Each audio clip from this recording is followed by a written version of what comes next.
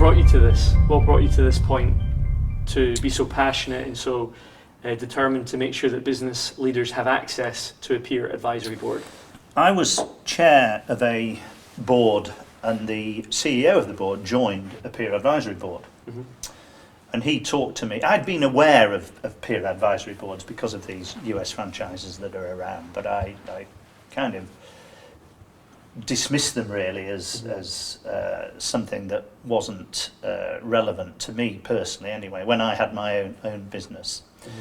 But my CEO of this particular business joined a board, and he spoke very highly of it, and ultimately he said that I should think about chairing a board and getting engaged with one of these franchises. So I did engage with one of these franchises with the idea of being a chair and running a group. In fact, I engaged with three franchises. I'm calling them franchises as a generic term. They're not all specific sign-up franchises, some are. And I was hopeful that one of these would be right for me. But having met these organisations and having done my research, both talking to existing chairs, members, ex-chairs, ex-members, and doing my internet research, the outcome was that none of them felt right for me.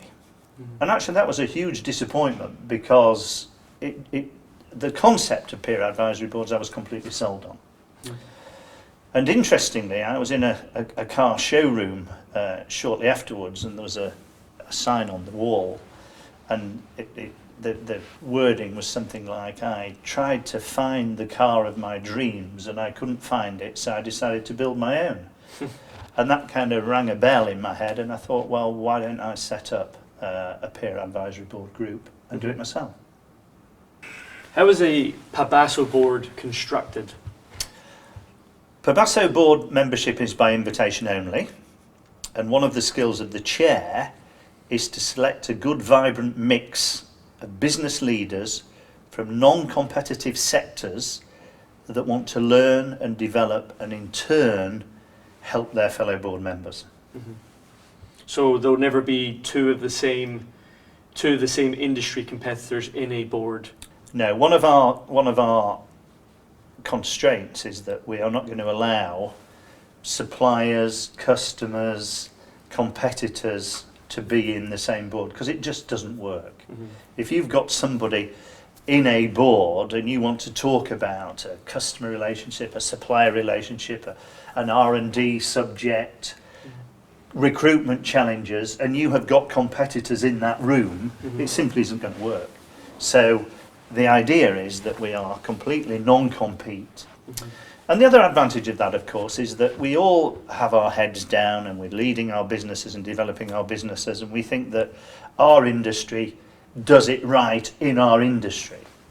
But actually, there are ways of working, methodologies, ideas that are used in other industries that might apply to our industry. And having a mix of different business leaders from different industries allows us to bring some of those ideas into the mix, and then perhaps take some of those ideas from one sector and apply them into another sector for the benefit of the business.